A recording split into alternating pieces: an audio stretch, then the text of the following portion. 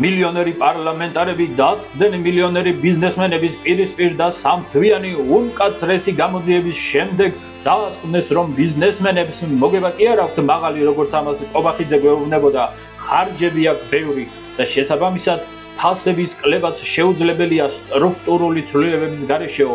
მე კი ვიცი მაგათ რა სტრუქტურული ცვლილებები მოუხდებოდათ, მაგრამ მათ ამ მომრჩეველთან მაქვს შეკითხვა იმ ამავ ქართველთან, რომლებიც გაიძახოდნენ ჩვენ ვართ უმრავლესობა, ჩვენ ვართ ქართული ერისმაო, რამ ჩაგიწყვიტათ ხმა ხალხო, სად არის თქვენი სიამაყე, ამასაც გაგებით მოეკიდებით?